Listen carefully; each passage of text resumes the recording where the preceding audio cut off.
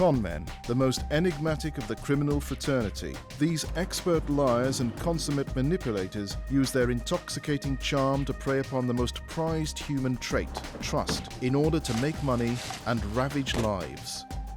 Join us as we explore the lives and minds of some of the world's most notorious con men and women, exposing their shocking crimes, their twisted psychology, and how their cruel lies led to their eventual downfall.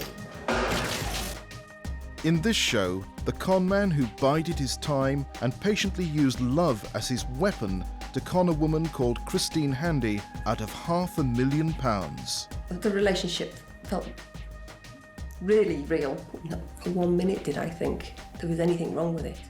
He presents himself as a well-educated, aristocratic figure, and once people start to buy into that, that's when he then starts to look to get money from them. One part of the con was posing as a member of the Rothschild banking dynasty, and experts, such as forensic psychologist Kerry Danes, will expose, step by step, how he achieved his heartless goal.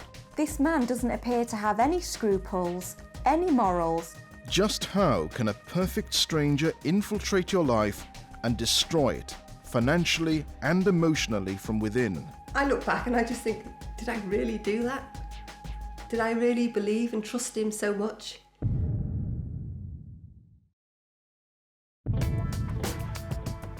The 23rd of June 2003 was no different to any other Monday morning in Cheltenham for newly single mother of three Christine Handy. It was Monday morning. I dropped the children off at school and then was heading to work, but I had an hour to kill. So I decided I'd stop and have a cup of coffee. Sat down, read the paper. Somebody approached me and asked me if they could join my table. And I said yes and carried on reading my newspaper. And then when I looked up, realised all the other tables were empty. And he'd actually come to talk to me. He said that he'd noticed me on a number of occasions and he thought I looked interesting. Sorry, I'm Alex Harrowing. And the conversation continued between Christine and the mysterious gentleman. He told me his name was Alexander de Arakan. He asked me what I was doing. I said I was on my way to work. I asked him what he was doing. He said he'd come into Cheltenham because he always does his banking on a Monday. I asked him what he did for a living. He told me he was a financial consultant. I just took him at his word.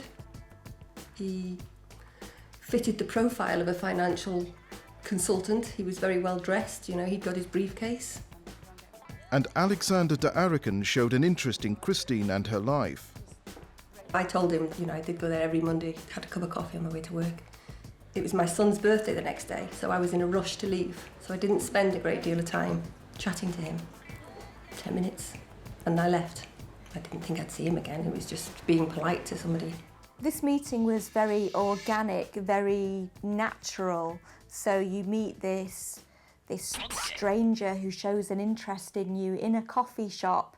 You know, that seems innocuous enough, doesn't it? I don't think that most people would think, oh my gosh, this man might be a criminal, and warning bells would start ringing. Over her cup of coffee with a stranger, Christine had innocently mentioned her Monday morning routine, and he had listened. When I returned on the following Monday, he was sat there waiting for me. So I joined him and we chatted. I talked about my life and the children and the fact that I was going through a divorce. Just generally having a conversation, getting to know somebody. So because this is the second meeting, there's a feeling of familiarity. You feel safe and secure, you're in a public place. This is not your lifelong friend, but it's somebody that you feel that you know, and you're more likely to get to know them a little bit more. Your guard comes down. Christine enjoyed Alexander de Arakan's company, but she was going through the process of a divorce, and romance was the last thing on her mind. I wasn't looking for a relationship at the time. I was just finding my feet, really, of living the life of a single mother, and because it's quite time-consuming with 3 children. But the man Christine had met was charming, kind and fascinating. He told me that he was one of those children from the 70s, that he was 15 and he was a very intelligent 15-year-old and got a place in Oxford. And it is something I'd read about. And he certainly struck me as somebody who was very intelligent, interesting, talked about his career. He'd worked for investment banks in London. Very accomplished man, really. But the reality was the very accomplished man was actually a very accomplished con man. He's slowly and steadily dripping bits of information to her. So he's building up this mythology in a way that's really quite convincing. So this is very effective grooming. It's very effective manipulation. And so within time, he's going to have her exactly where he wants her. But Christine could not have imagined that the man she had only met twice would go on and utterly destroy her life in the cruelest way possible. It's just somebody walks into your life, just steals 3 years of it. In June 2003, recently separated single mother Christine Handy had randomly met a man called Alex in her local coffee shop. She could never have imagined that she was being groomed by a con man called Mark Hatton, who had already served time in prison for fraud. And after 2 meetings, the con man was ready to make his next move. On the 3rd meeting, I turned up and he'd actually bought me a coffee.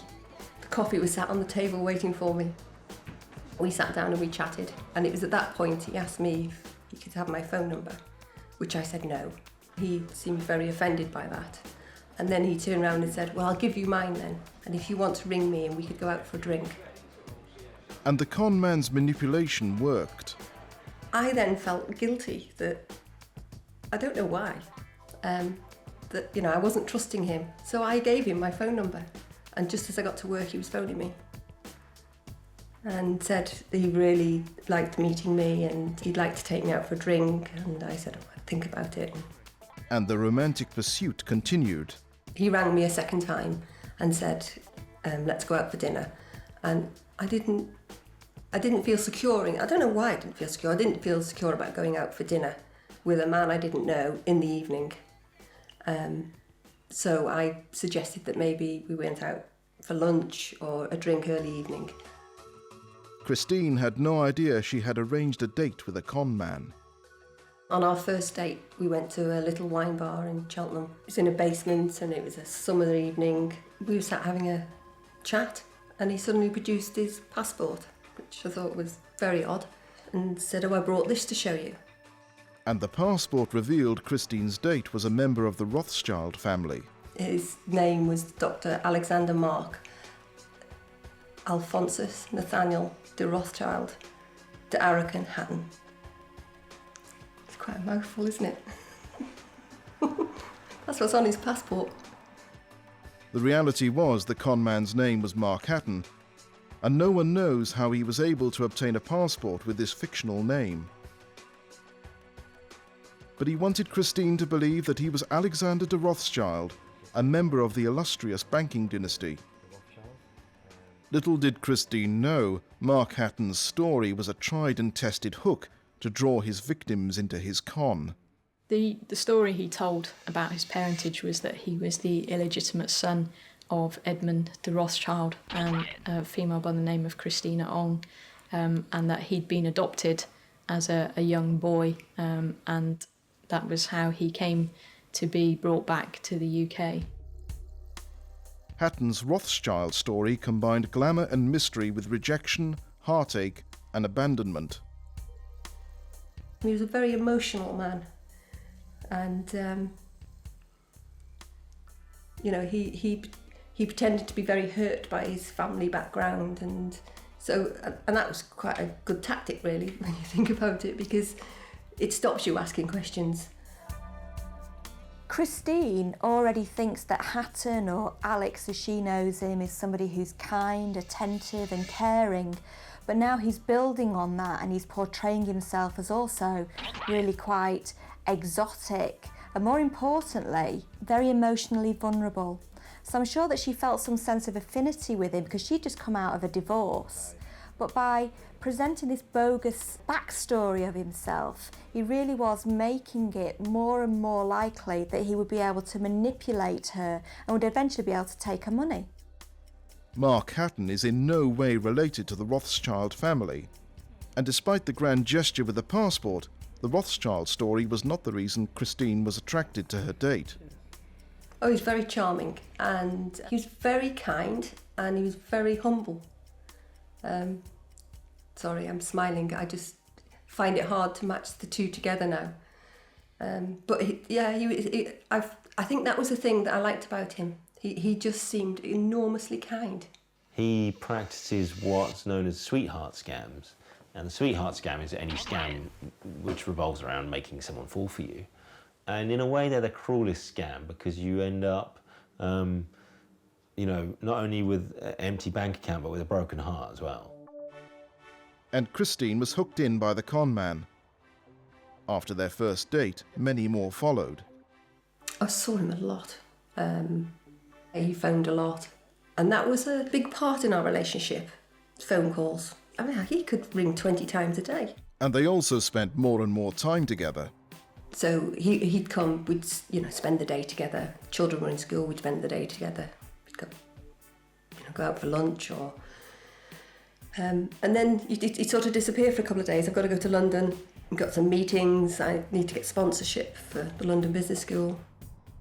The reality was that Hatton was sowing the seeds of his con, combining romance with his talk of the London Business School. Christine Handy was unwittingly being groomed. A few months into the relationship, we were dating regularly. He'd met my children, we'd all gone to the cinema together. I met his sister for coffee. He'd met friends of mine. It just seemed like a normal relationship. The con man played the role of the perfect partner who had fallen head over heels for Christine. He was very full on. He'd never met a woman like me, and he loved me. He wanted me to be his wife. And I'm just thinking, well, this is going a bit fast. He was saying how much he wanted to get married and have a family of his own, and he never actually asked me. He never said, will you marry me? He just talked that we would get married. The con man had convinced Christine he loved her. Hatton was also pretending he had a place at the prestigious London Business School to do an MBA, but he was struggling to secure funding for the course. For quite a few months I'd been watching him going off to London, trying to get sponsorship for his London Business School, and he'd return back and he'd be deflated, he couldn't raise the money, and it just went on and on and on. And I think that started in the September, so by the time we got to November, he just seemed completely flattened, and he was hoping to start the course in the January. He was running out of time. Hand in hand with the fictional woes with the London Business School came another lie. A lie that implied once Alexander de Rothschild completed his MBA, the couple's future together would be bright. The story was that he'd been headhunted. This bank in Switzerland had offered him a job. He was sort of holding them back. He wasn't quite sure he wanted to go back into banking. The months rolled on. He took a few trips to Geneva, telling me he'd gone for interviews and to meet the board of directors, and they were very keen for him to join them. The job of a lifetime in Switzerland was dependent on the MBA at the London Business School. But the Rothschild rogue was claiming he could not secure funding to cover the fees. Mark Hatton had created a complex web of lies, and slowly but steadily had ensnared Christine. I think in the October I started to think, I really love this guy. I mean, he's just do anything for me, and he's so nice to me, and the kids seemed to like him when they did see him.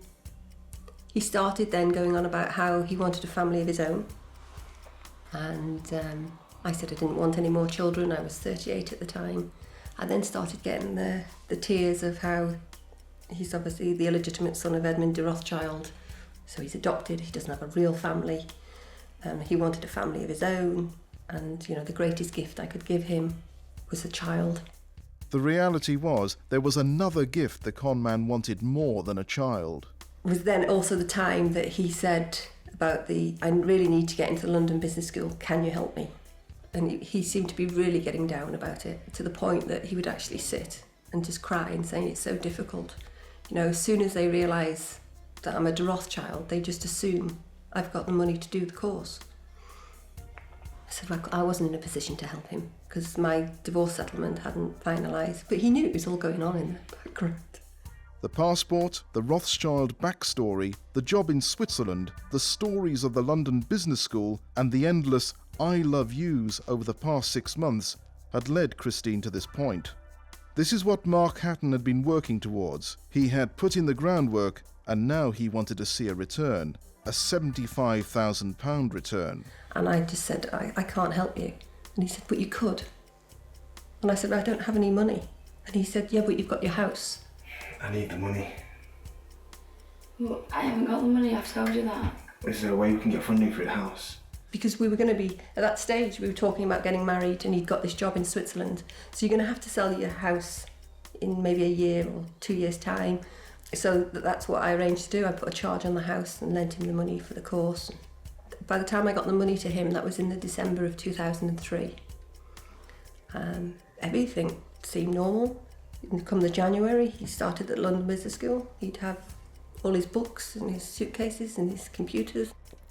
He never at any time enrolled on a course or paid for any courses at the London Business School. And on the bank statements, you can clearly see that when that amount of money goes into his account, he then goes on a massive spending spree, buying lavish goods and designer clothes. Hatton spent every penny. But there was more money to be mined from Christine. And the cruel con man was not prepared to give up his sweetheart scam until he had taken everything.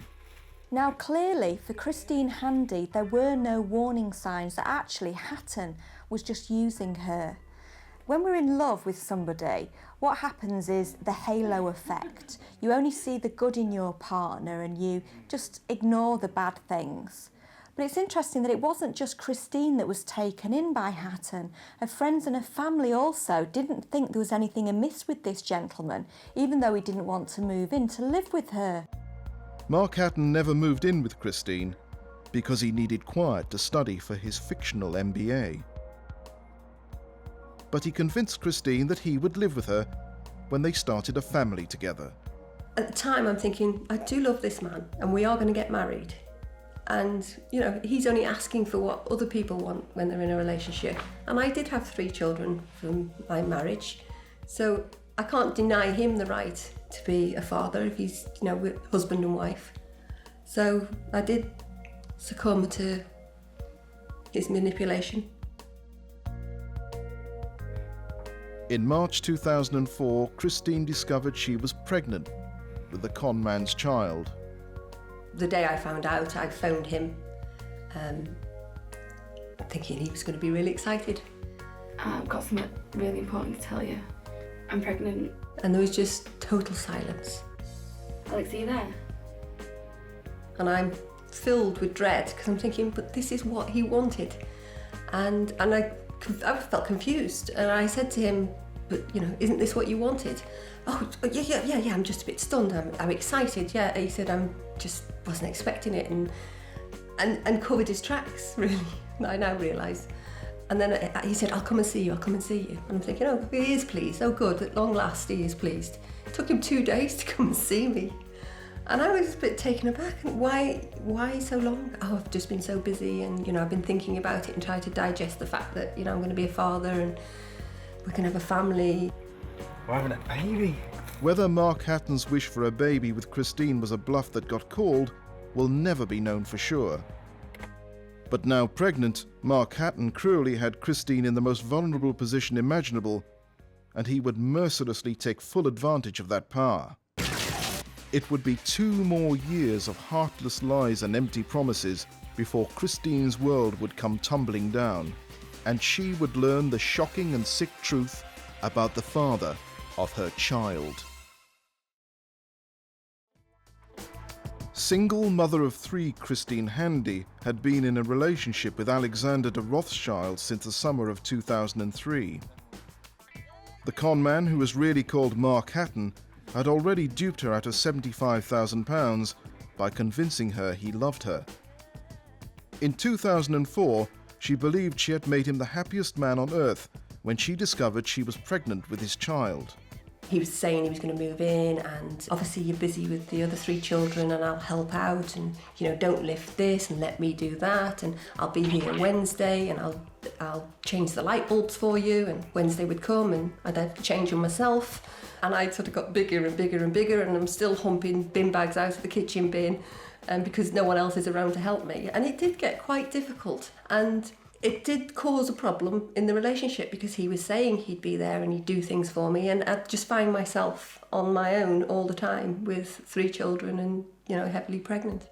Alex, will you speak to me? I need some help. And when problems arose, Mark Hatton was able to deviously manipulate Christine, ensuring he had complete control. He would turn it on me, saying, "Oh, but I'm doing this for our future. You've got to be more understanding. Don't be so selfish." He used to tell me I was hysterical a lot, to the point that I remember picking up the phone one day and ringing my sister and saying, "Di, would you describe me as a hysterical woman?" And she said, "You're the least hysterical person I know." But it's like a worm in your head being with somebody like him. They feed these little snippets, and they say it often enough that you start doubting yourself. Mark Hatton was blinding Christine with manipulative mind games to con her out of thousands of pounds. But the persona of a hard-working family man also concealed the double life he was living. During their relationship, he never actually lived with Mrs. Handy. It was established that he was in fact living with another woman in Cirencester for the majority of it. He saw Mrs. Handy as a meal ticket, if you like, and that he was pursuing her purely for financial gain. The con man promised Christine everything but delivered nothing. In fact, when the time came for Christine to give birth to Hatton's son Marcus, the con man was nowhere to be seen.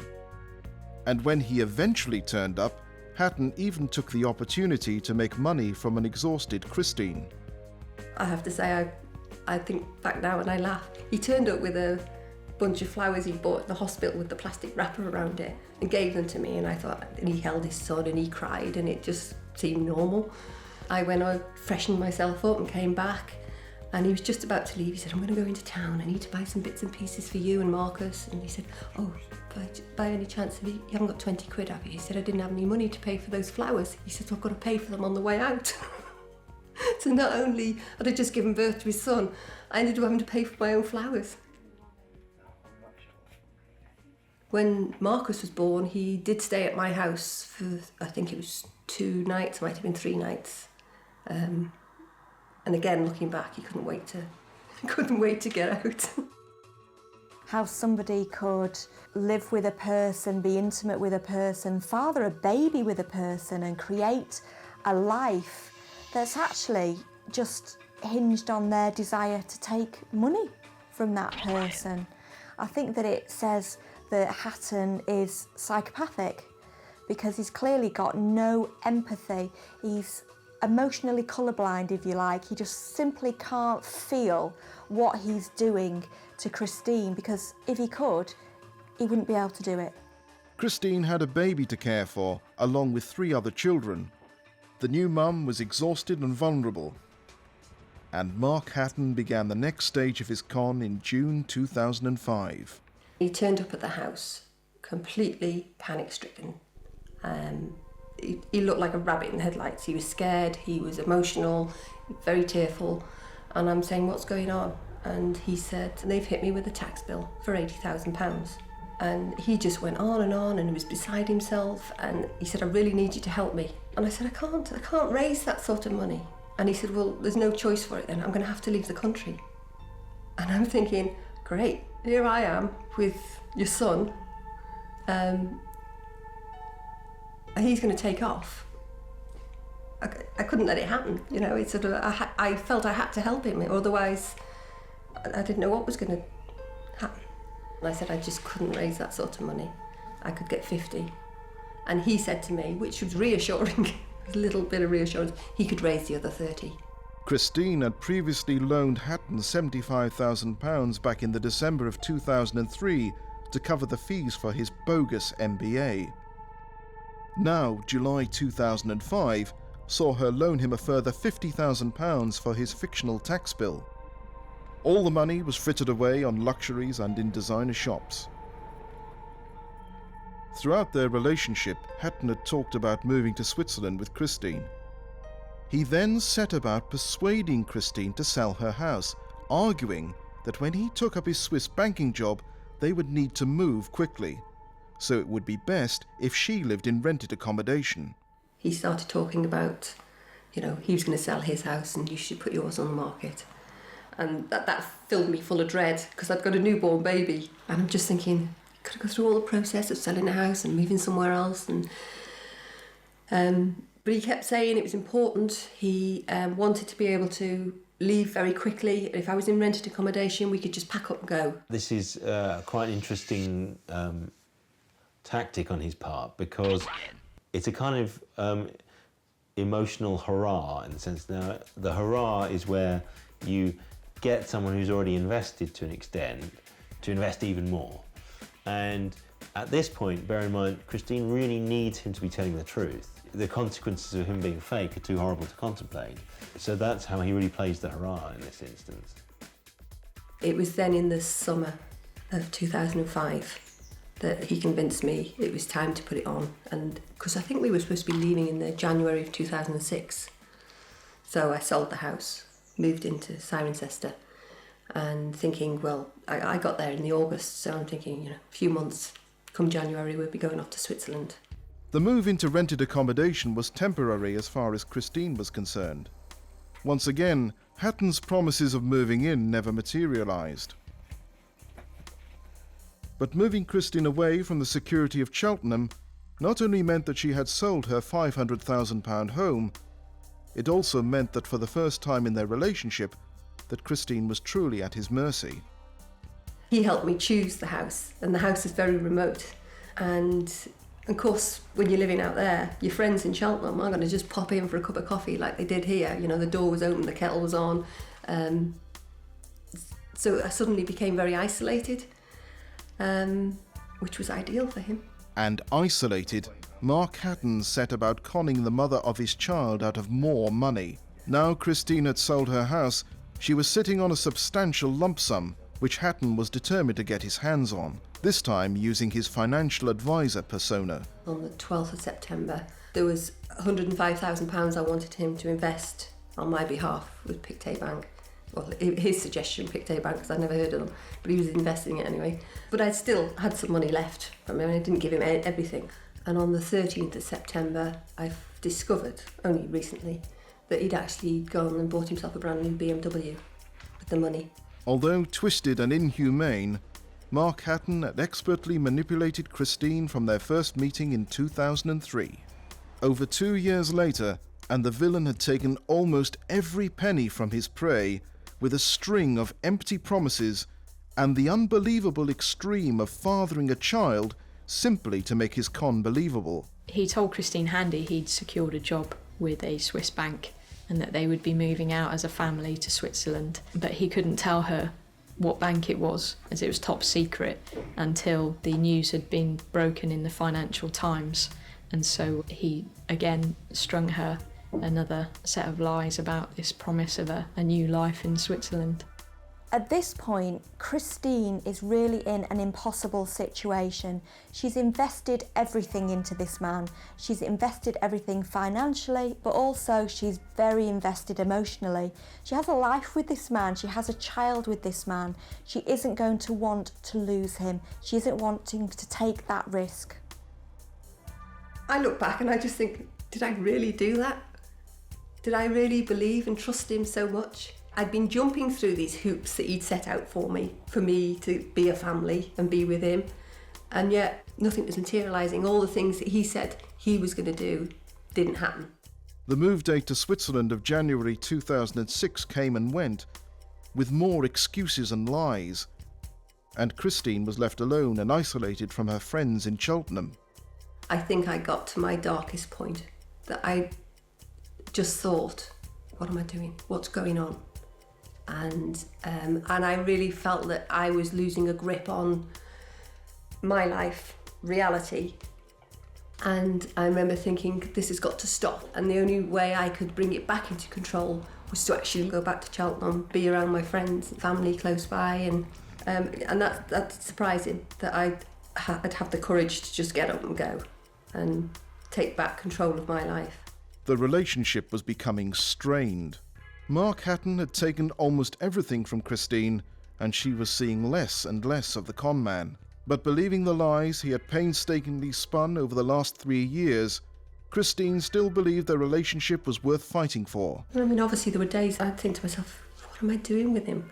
And then other days I'd see the man that I'd met and think, well, that's why I'm with him and that's why we have a child together, and I was still prepared to, work at the relationship.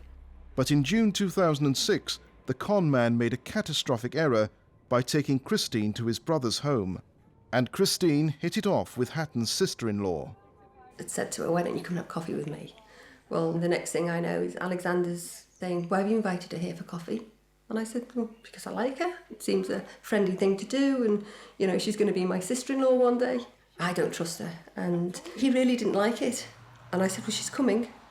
And I told him when she was coming, and then the day she was due, which is the day he'd normally be in London, about half an hour before she arrived, he turned up. He sat here the whole time.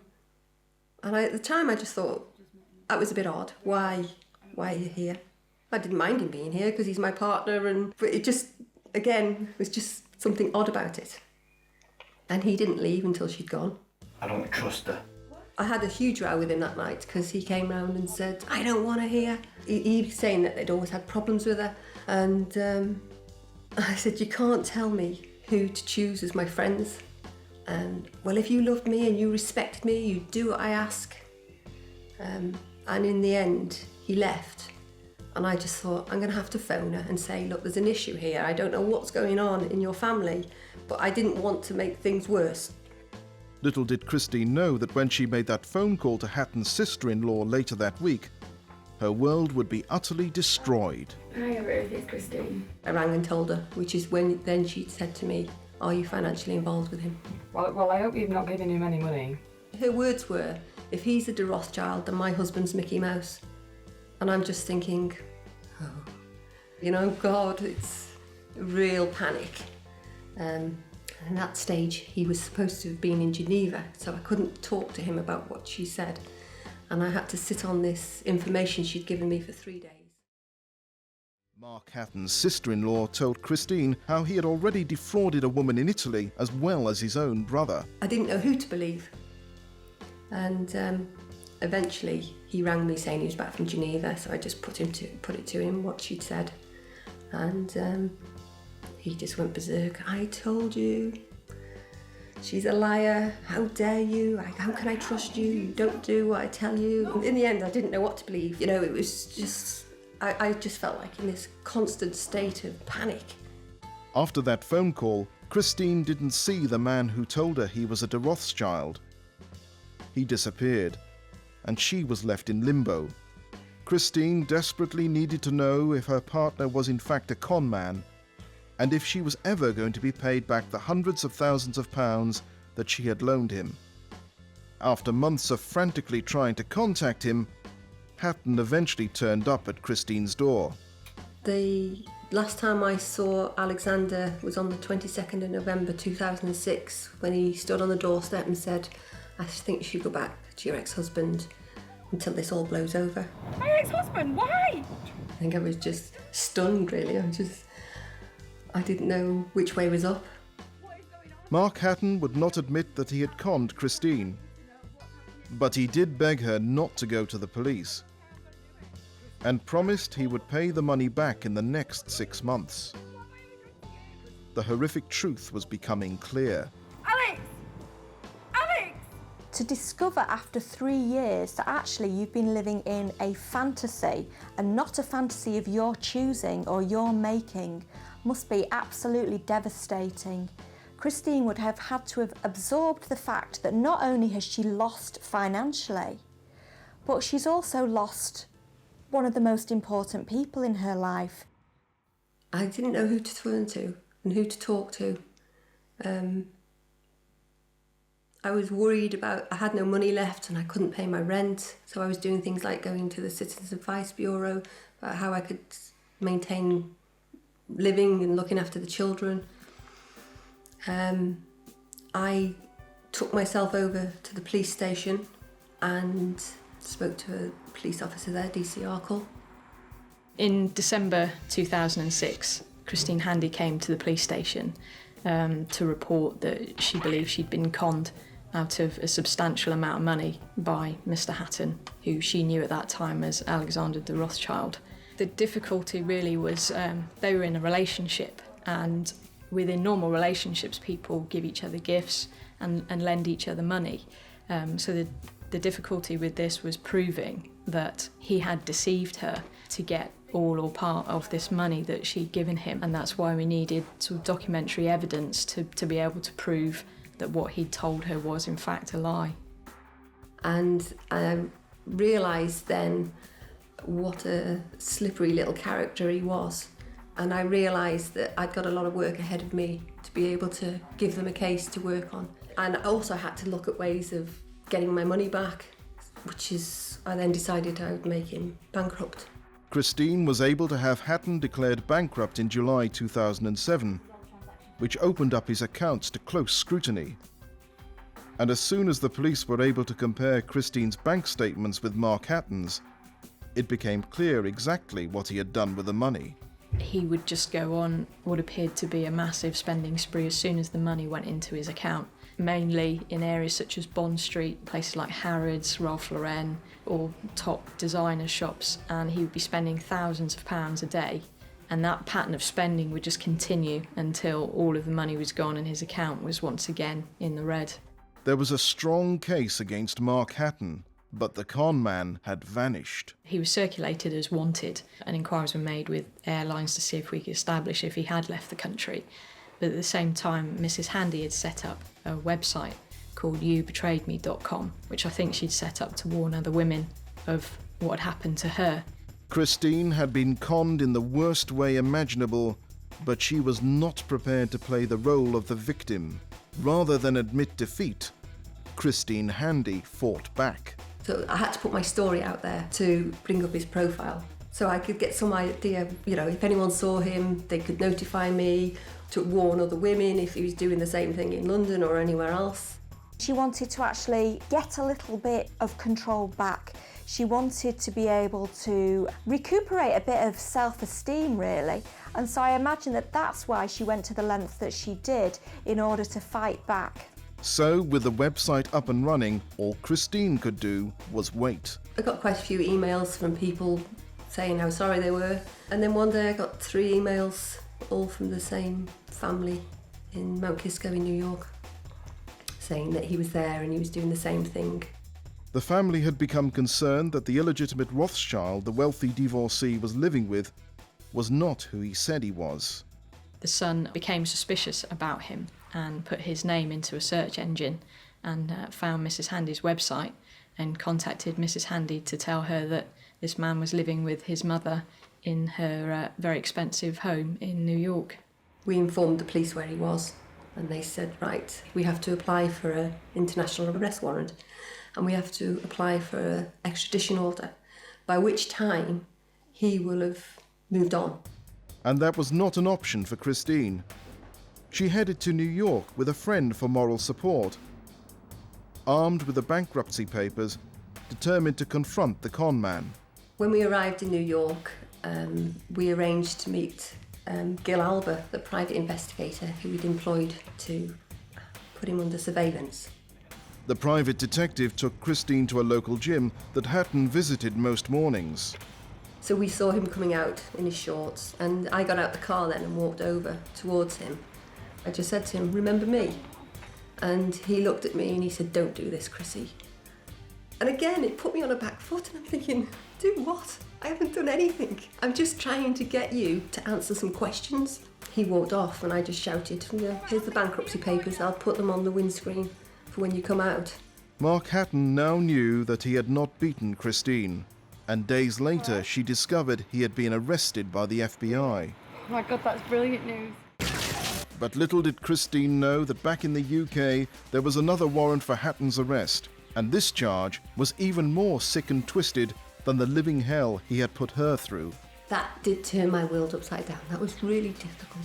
I felt so much guilt just by association. Sorry. In April 2008, Mark Hatton had been extradited back to the UK from the USA.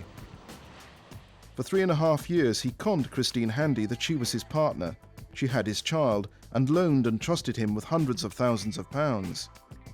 However, the abhorrent way in which Mark Hatton had treated Christine was overshadowed by new allegations. Mr. Hatton was charged with various offences of rape and sexual assault.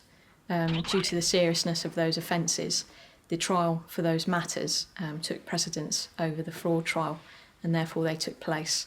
In May 2009, he was found guilty of those offences. The entire time Mark Hatton had been manipulating Christine Handy, he had actually been living with another woman.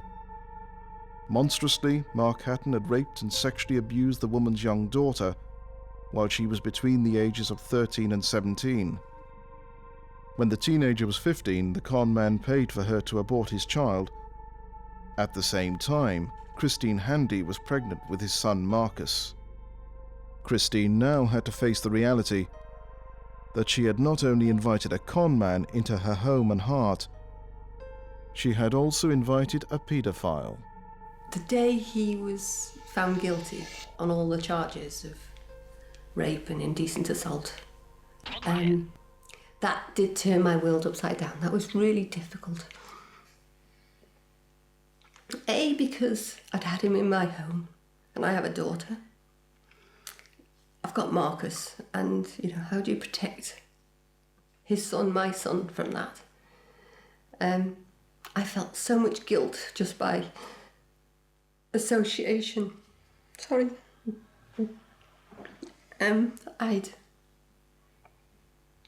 I'd taken him into my children's school. He used to come with me when I picked the children up. It was hard. And that did take me a couple of weeks to sort of get to grips with.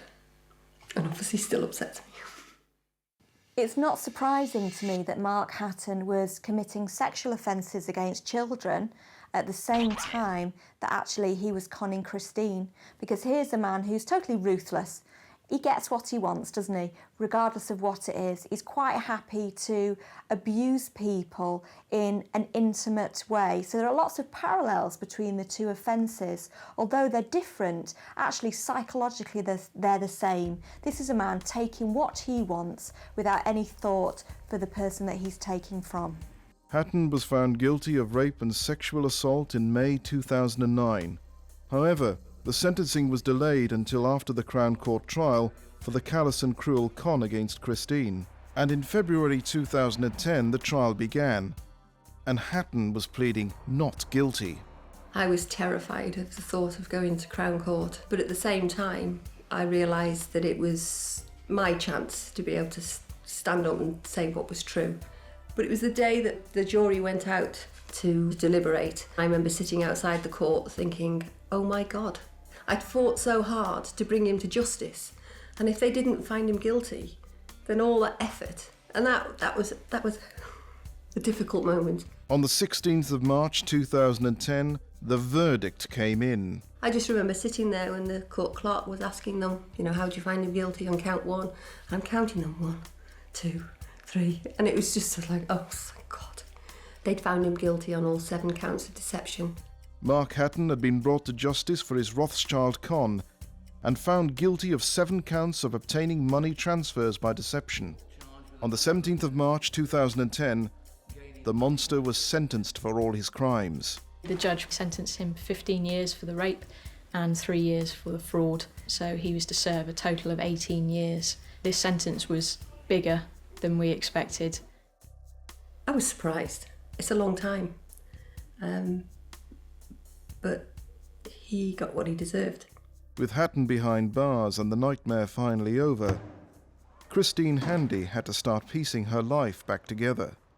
I think the most shocking aspect of this con is the very intrusive nature of it. Not only has this man tricked his way into this woman's home, he's tricked his way into her wallet and he's tricked his way into her heart. It's so difficult to talk about it now because how you felt at the time And now realising it's a complete lie.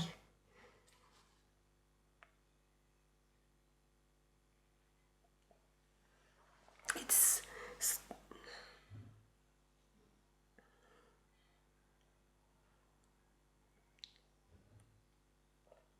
just somebody walks into your life, just steals 3 years of it.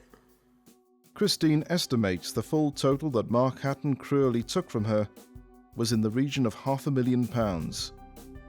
Since Hatton was declared bankrupt, Christine has only regained a tiny proportion of that money. But she did obtain one thing from him that she truly values. My son's the only positive thing that's come from it. And I feel obviously very protective of him because I think he's been dealt a rough hand at an early age, and quite something to have to live with, isn't it, to grow up to know that your parent is such a person. Christine Handy loves her son unconditionally, but his father, Mark Hatton, infiltrated her life, violating and abusing it from within.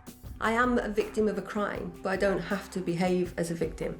I'm obviously less trusting, but at the same time, I'm determined it's not going to make me cynical and bitter.